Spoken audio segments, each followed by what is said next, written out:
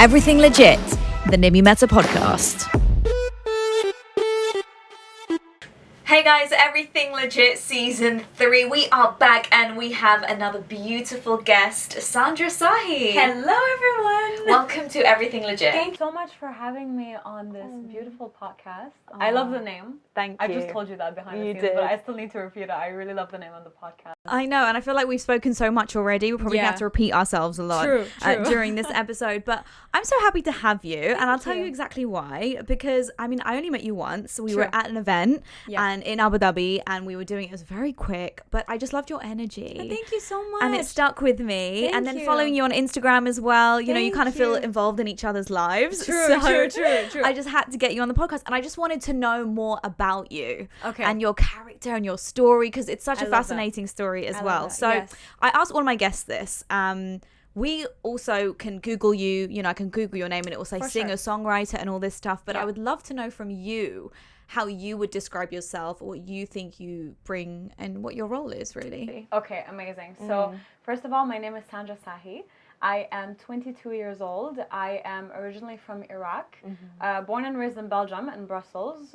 So I speak French. It's my first language. Speak Arabic and I speak English as well. Wow. Like all of them are considered my first language. Because Yeah. I was born basically, I would speak Arabic. My entire family is Iraqi. It's just that I was born in a European environment, you know. So yeah, I moved to Dubai when I was 12 years old. So in 2012, around that period of time. And I decided to, so I did high school here, I did university here. I just graduated from university a year and a half, 2 years ago. I did advertising, PR, and branding. So I have a media degree, which is exactly what I'm doing. I'm literally in media. That's why I love it so much. So I got to study the backgrounds of media, as well as being in the media.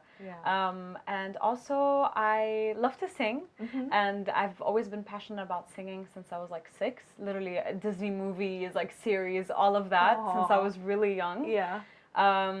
So yeah, when we moved here, with my family to Dubai, I think 3 years through, that's when I started to kind of really evolve in my singing. I kind of started to, discover myself more into what I'm passionate about. Yeah. I started making covers. My covers, I used to make those a cappella videos where I would basically, it's my vocals, but in 9 frames. So I would harmonize to myself and everything. And those gained a lot of traction, and I would say that's kind of where it begun for me. I got so many shares, so many views. I would get 100,000 views on each a cappella video. Wow. That I would film and post on Instagram, and I was 13 years old, 14. Oh my god. So I started when I was really young in Dubai, actually. Wow. Yeah, and now it's my dream life. It's my dream career. So yeah. So there is so much to unpack there. Yeah, there is just so definitely. much to talk about. For First of all, sure. you are so young and you've achieved so much. So I want to say congratulations Thank you for so that. That's much. amazing. Thank you. I want to go back to kind of your background. Yeah. There is so much there. I Yeah. mean, I feel like I kind of resonate with you in that sense. And I don't know if you'll agree. I've spoken about this on the podcast before, which is I was born and raised London, UK, but of Indian heritage. Okay. So I feel like in Britain, in the UK, I don't belong. Yeah. But then in India, I don't belong. True. So I feel like I'm this hybrid in between no man's land. True. Where am I? Where do I Yeah. fit? Do you feel that? I feel the exact same way as you do because, okay, here's the thing. I was born in Belgium. I come from an Iraqi family. Yeah. I've never seen Iraq in my life, by the way. I've never visited my hometown. I don't know what it looks like, what it, how the people look like, what it smells like, you know. But I would love to eventually go back there, or go there for the first time. For sure to visit it. I mean, it's your country. Imagine knowing that you're from somewhere, eating the Iraqi food, speaking Iraqi language, but not knowing what the country itself looks like. So that's the sad part about it for me. But at the same time, I feel like in Belgium also I didn't belong. So from that aspect, I feel for you because we're kind of really similar when it comes to that. Yeah. I feel like it's just the culture, I'm Arab and I grew up in an environment where, it was all like Belgian people and like the pretty blonde girls, and I was like, I was the one with like dark hair and like, you know, and there was a period as well in my school where I would be like made fun of because, you know, I was hairy and everything, you know, all that like, you know, stereotypical stuff, I would say. But eventually I grew out of it, and Dubai, I don't know about you, but I mean, for me, I guess, you know, we have both our careers, and Dubai is so welcoming. Yeah. And it's like a mix. It's like all those cultures are just merging together. So even like with my mom, with my dad, with my siblings, like literally everybody says like Dubai is the best, and we feel most at home in the UAE. Yeah, no matter where you're from, you belong. Literally, yeah. And I'm not saying this just because like, you know, it's the UAE and Dubai and we love it so much, but genuinely I'm saying this because I never had a feeling like that before where I actually did belong somewhere. Like when I came to Dubai, I felt like everything was so easy. People spoke my language. I didn't like feel ashamed or embarrassed to, you know, speak Arabic in front of the people in the UAE, you know, because, you know, Arabic, English, all those languages are like super like known here and everything. So whereas Belgium, I didn't have that feeling, you know. It's like when I spoke Arabic, it was like everybody would like twist away and be like, what is she talking? Like, what language is So this? is it fair to say you didn't have like I mean, how were your parents? Was there like a strong Arab influence in your life, or how was it culturally? Yeah, definitely. I think what's kind of funny is that I always grew up in an Arabic kind of like environment at home. But what I got to discover for myself is the Western environment, because I was born in one. Yeah. So like I would be the one discovering, I would be the one seeing things. That's actually what got me into like the Disney movies and like the series and everything, you know?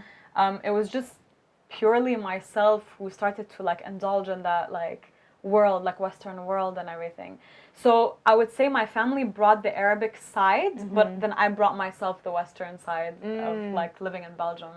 And that's so interesting because I also have so many friends as well. We have these discussions where we're like, we feel like our family is one thing, which is amazing and we love it in all their glory and the culture and stuff behind it. But then there's also this Western side, which, you know, life is just evolving. Also with social media, everything is accessible. Oh, yeah. I feel like growing up, I had so many clashes. Yeah. You know, having traditional parents, even though mine were modern, but traditional grandparents or whatever, the influence. Yeah. So you always felt like you were kind of like stuck in between. In between, yeah. And you would have been here when Dubai was also changing and evolving. True. So how was that growing up and seeing the change of Dubai? Oh my God, it's been incredible. I mean, I was there when, let's say, I actually think I was there when Burj Khalifa was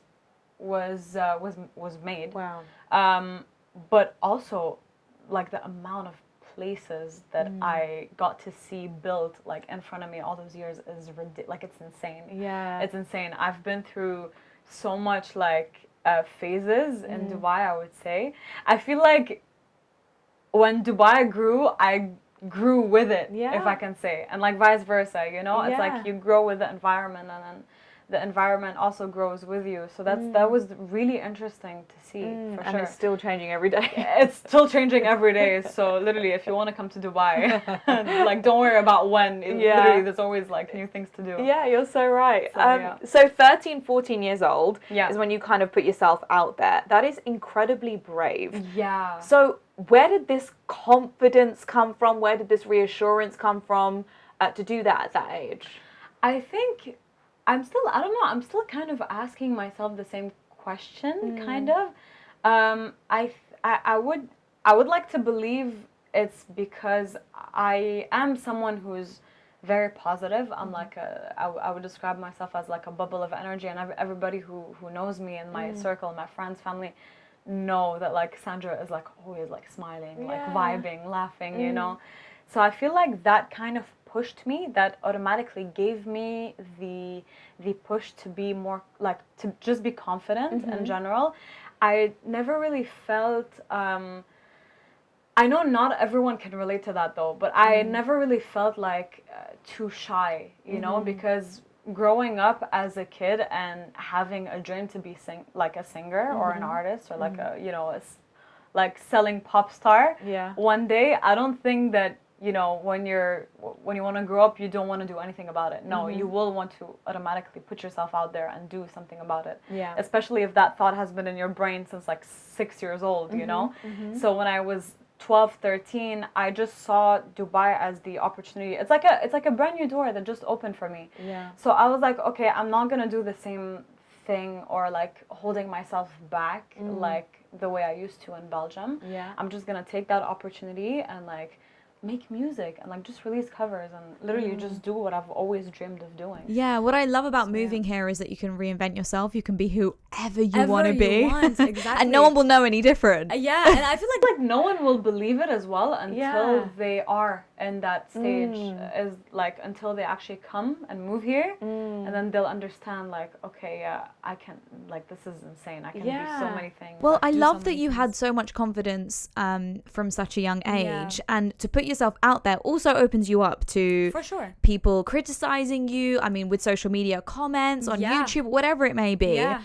How was that for you? Did you come across any moments like that? For sure. I came across so many, I still do. I mean, I feel like we all do, you know. It doesn't matter how old you will be or anything like that. I feel like there's still going to be people who are gonna criticize you. There's like, I always say there's like good criticism, and then there's also the bad kind. The bad kinds would be like, okay, you're falling into the assault, like insulting, into the harsh words, the cyberbullying and everything.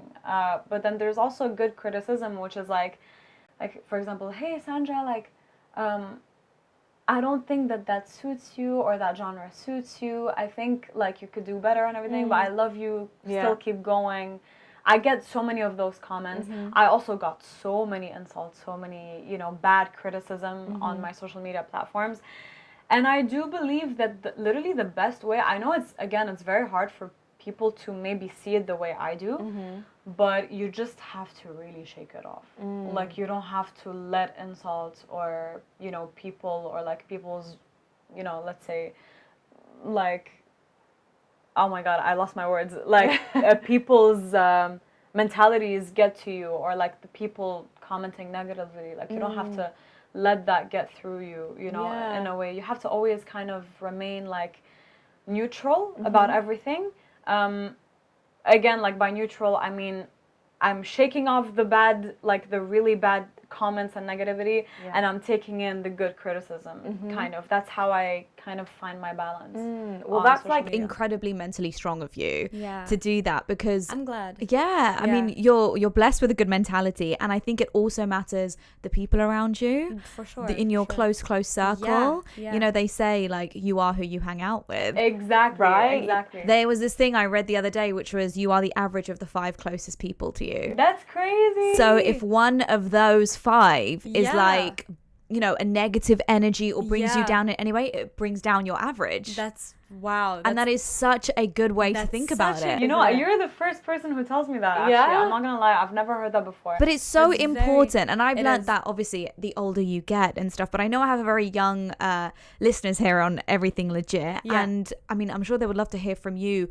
How did it come to you building a strong circle around you? I know you're close to your family, right? Yeah, you're super close to them. I'm super close to my family. Basically, my family means the whole world to me. Like, what can I say about it? I'm very lucky to I've been blessed with a very supportive family, by the way. So when I started singing and everything, my dad never said no. My mom never said no. The only thing though that they did say was, because I sucked at high school, by the way. I was really like bad grades. Like because I'm such a creative person, you can't put me in like math class or like physics or like chemistry. Like, what's that gonna do for me personally, you know? So the only thing they did say to me is, Sandra, like, okay, you have a beautiful voice and everything, and we 1000% support you, but just don't let that distract you from your studies. That's the only thing that I've been hearing over and over for years. And they do make a point, you know, like, you want to reach a stage where, okay, you graduate and everything, and then you can actually take your passion and your dream and your goal, like, to a serious level, you know.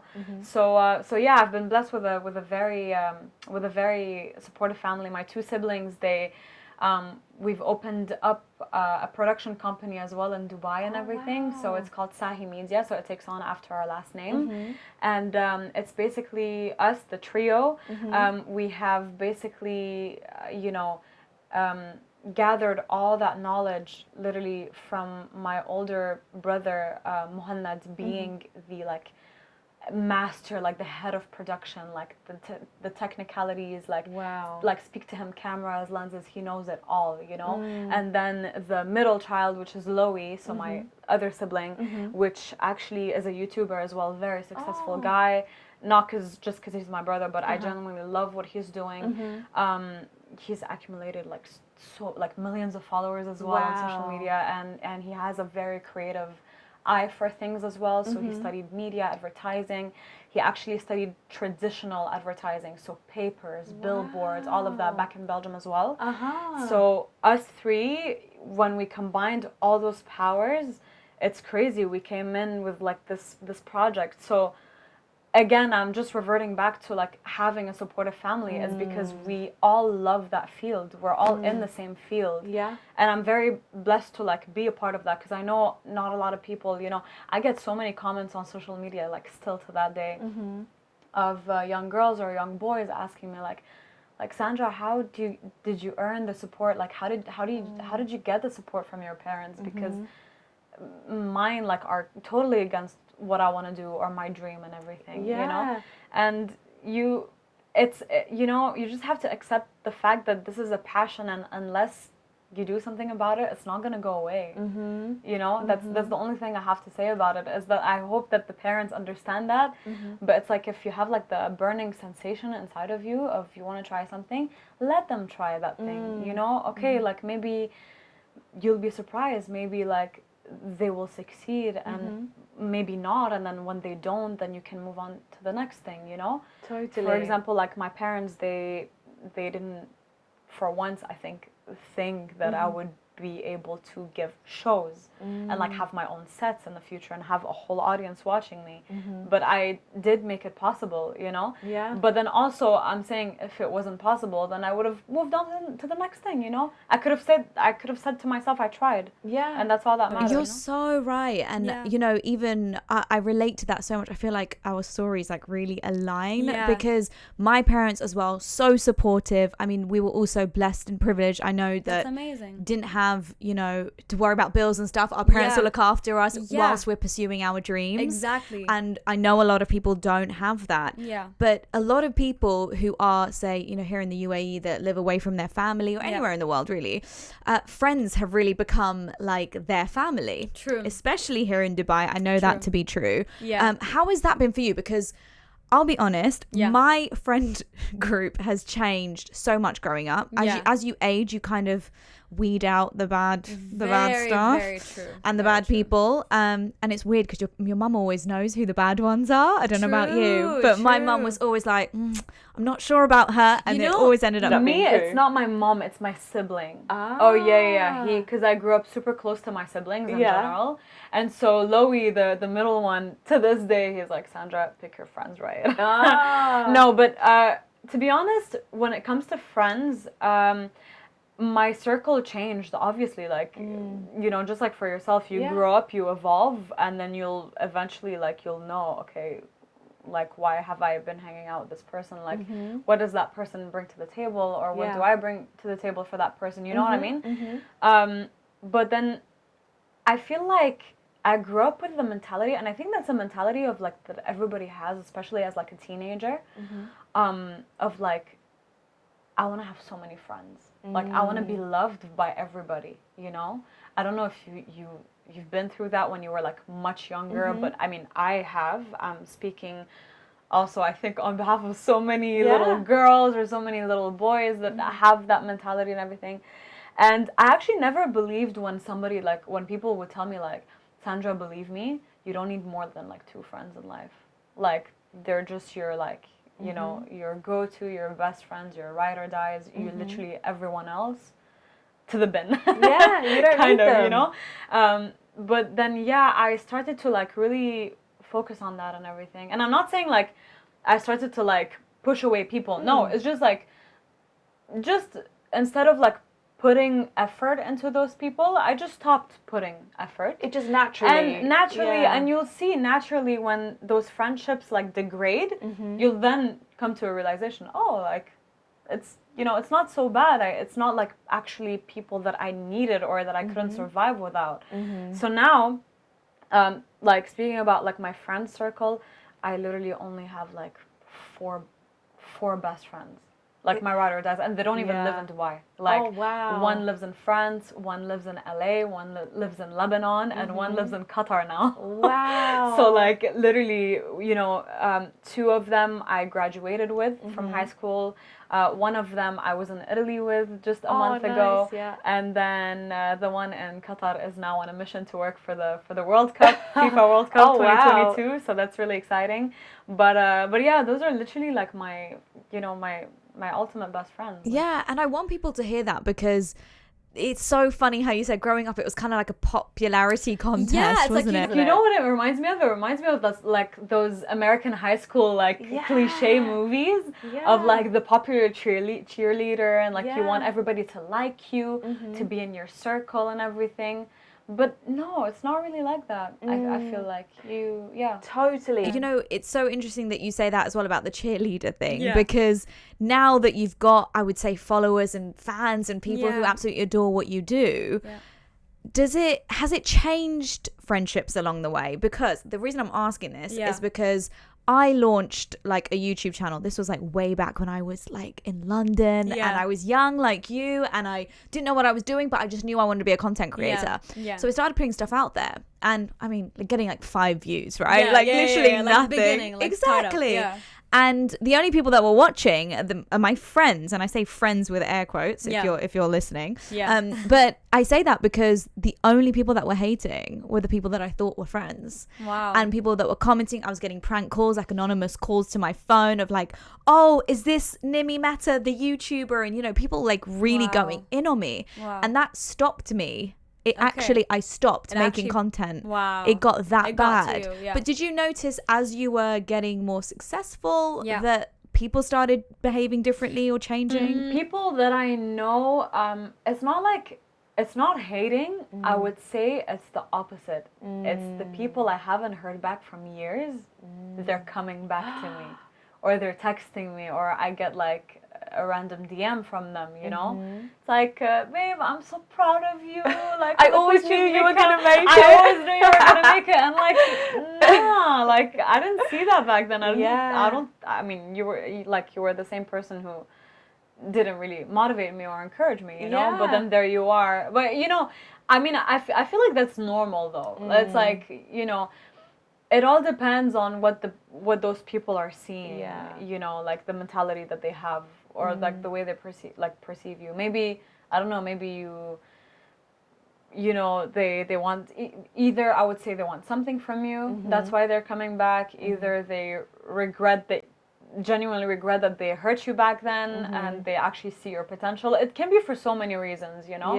And so we have like you and I have two different experiences, I think. You, it was like the people who would kind of hate on you, stop here.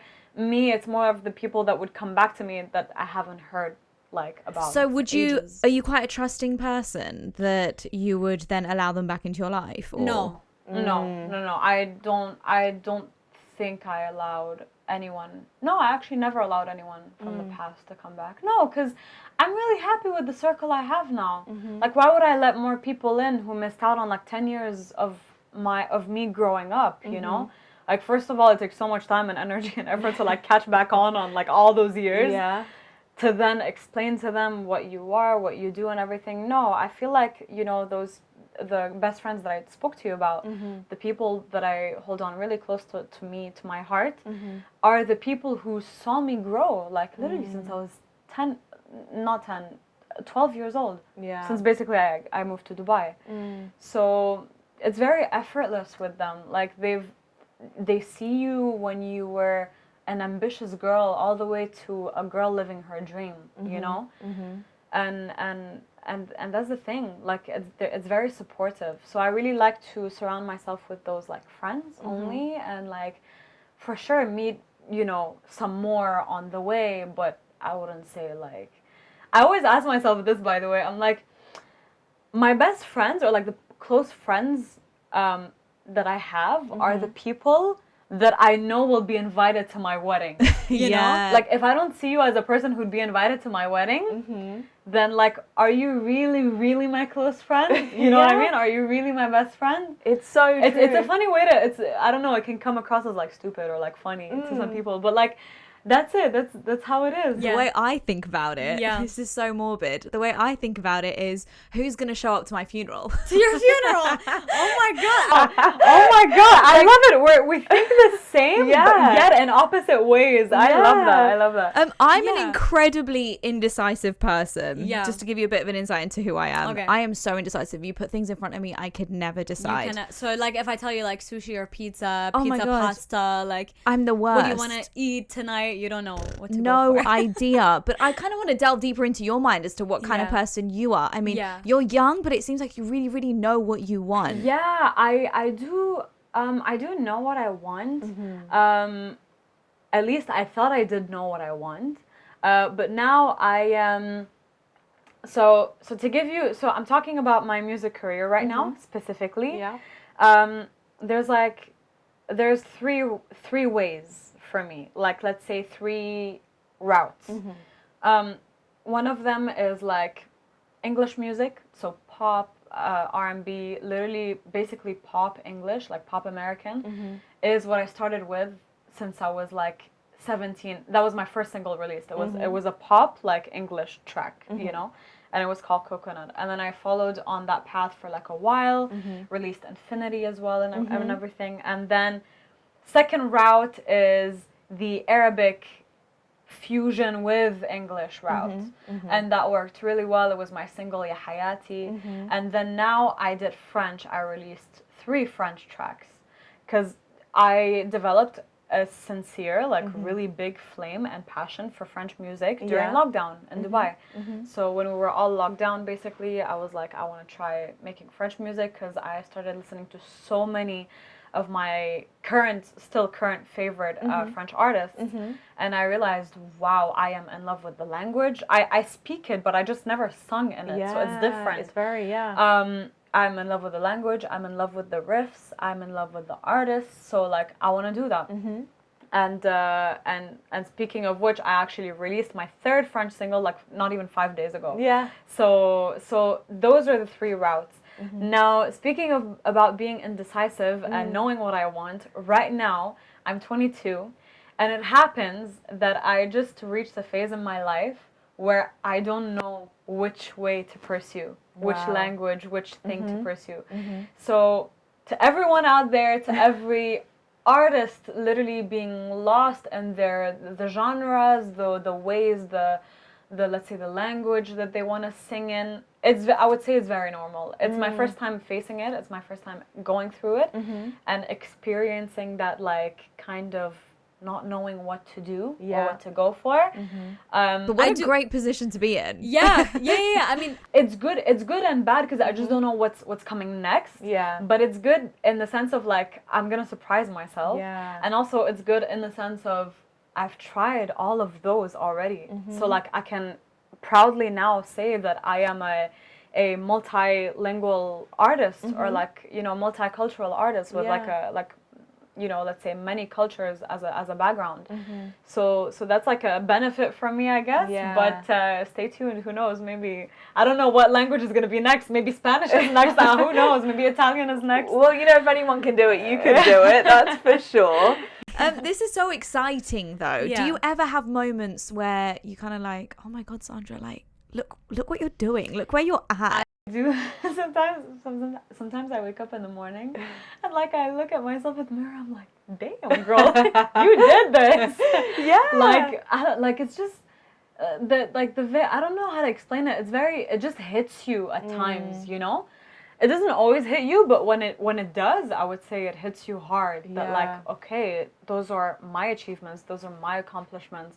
Like I nailed that. I did that. You know, it's a very proud moment, I guess, for everybody. Like when they come to a realization. I'm sure you have the same, right? Like you have moments where your achievements. You're in the achievement, you don't realize it at the time, but then when you look back, and I think that's so important, and we all get so ahead of ourselves, Yeah. and we kind of like, oh my god, that's cool, we're on to the next thing, but we never take time to really look back and see how much we've achieved in such little time. Exactly. And I feel like I thank where we are as well, For because sure. my goodness, I wouldn't get these opportunities anywhere else in the world. Same.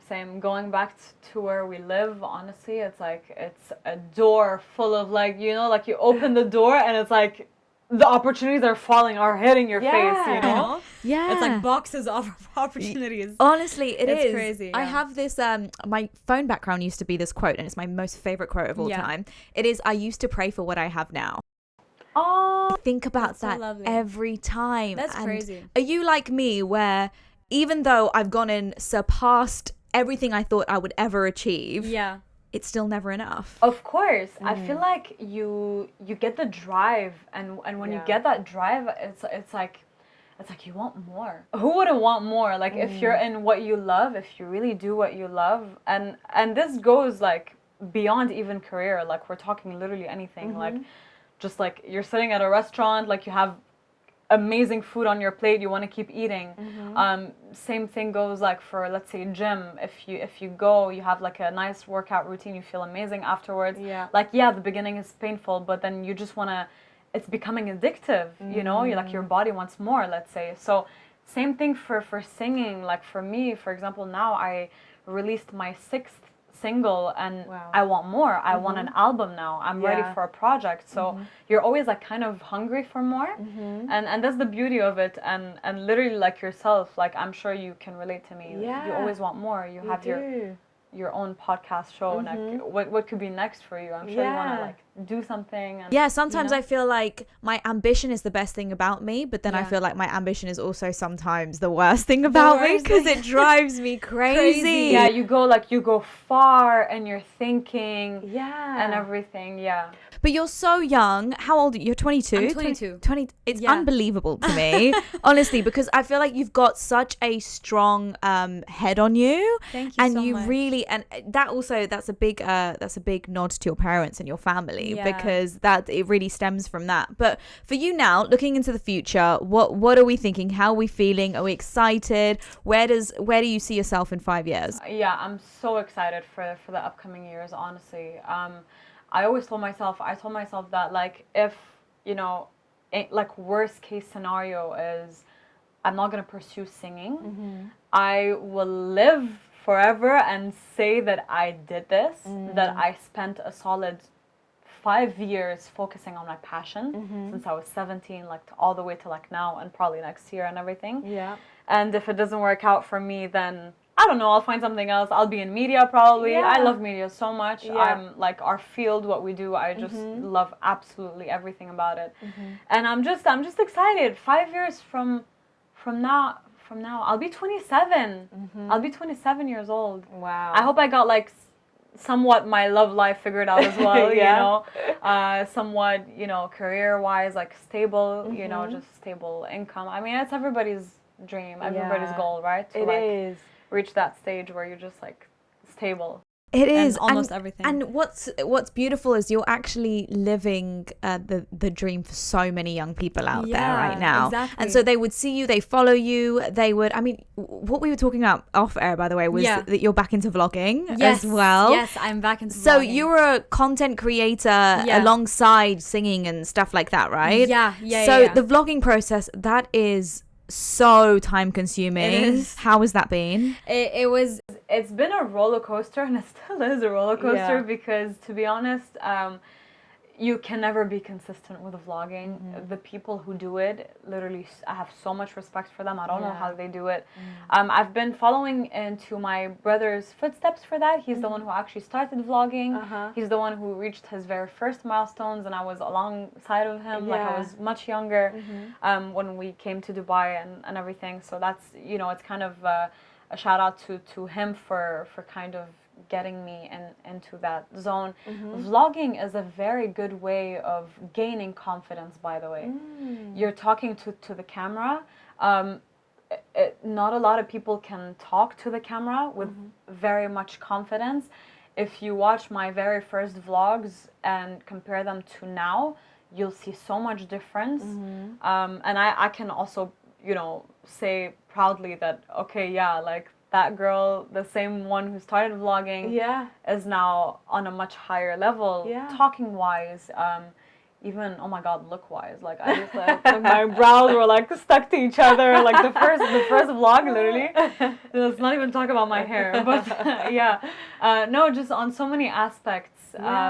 You know, and people don't even have to, I mean, if you're listening now, you don't even have to release it out to the public, by the way. Exactly. Just filming yourself is enough in building that confidence. Yeah, by the way, there's so many vlogs that I never released. Yeah. Like, I actually filmed for myself, but I found them, like, very stupid to be on the internet, so I just decided, like, okay, I'm just gonna keep them for myself. Yeah. You know, and there's nothing wrong with that, honestly. Like, if you don't if you don't see valuable content, you don't need to post it, but it's like a whole vlog that just taught me how to gain more and more confidence. So, like, it's kind of like it's, I would say, how would I describe it? It's like hours of practice for you, you know, like filming a whole vlog.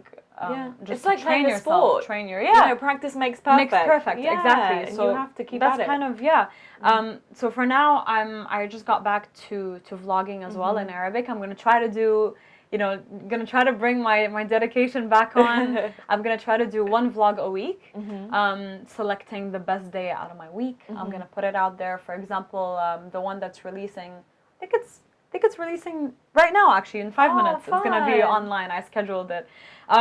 For example, last week I filmed the MENA Content Creator Awards show. Yeah. Like, it was like a nice, fun get ready with me, like the carpet look. I did my own hair, makeup, got the dress and everything. Next vlog is a staycation that I did at a hotel in Dubai. So people get to really know you as well. Kind of, yeah, exactly. And I have so many of those vlogs out there. I mean, like, I have, I think, over 200 vlogs on YouTube now.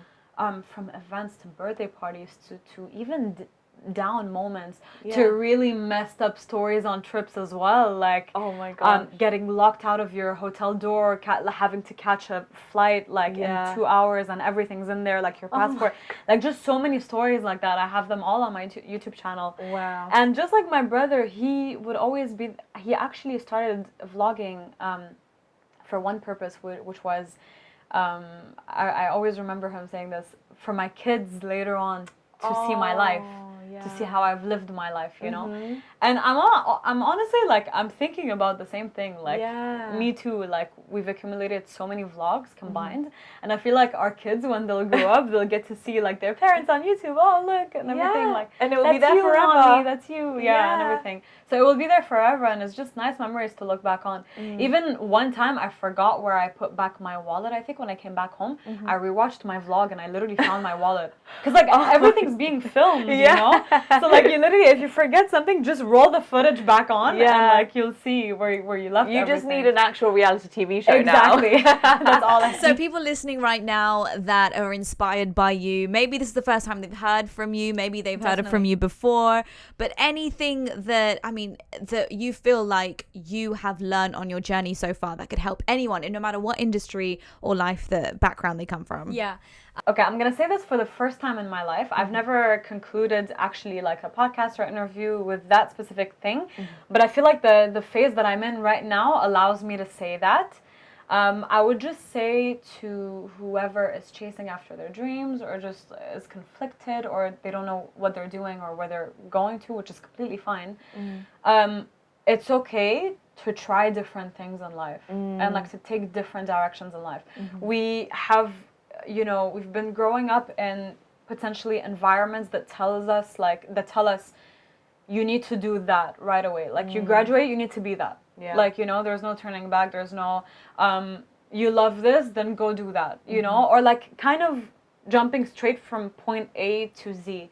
But just a very sweet, kind reminder to everyone out there who's listening is, don't feel like you're forced to go through that. It's okay to skip and jump around and kind of pave your way through it, and kind of like go through different things, different phases, different, I mean, so what? Get different jobs, get different, you know, get so many friends, and then you learn from it, fall in love with whoever, and then learn from it, you know. It's just, life is about, I think, experiences. And then when you'll grow up, for sure you'll find the beauty in everything, every phase that you've been in your life. I think that's the beauty of it. So, and vlog it all. And vlog it all for your kids to see. I love that. Sandra, thank you so much for Thank being you so on the much, pod. Mimi. It's been so Of fun. course. I feel like I've got to know you more, Definitely, for and we're sure. definitely going to have to hang out now. We have to go brunch sometime. We You know will. that. That would be We fun. have to. Thank you so much. Thank you so much, Thank Mimi. you.